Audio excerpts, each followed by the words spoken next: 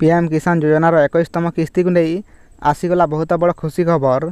दीपावली रे किसान योजनार परवर्ती किस्ती आसबार थिला किंतु सरकार यह स्थगित रखिदेइथिले।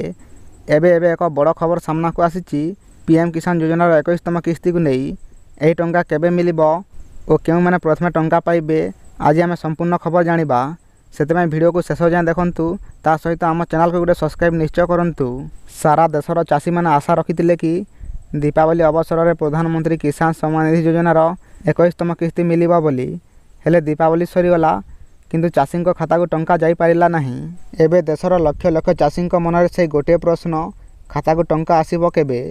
एथर किस्ती रे सामान्य विलंब हेउछि कारण होछि बिहार विधानसभा निर्वाचन प्रथम और द्वितीय पर्याय 6 और 11 तारिख में अनुष्ठित हेबो।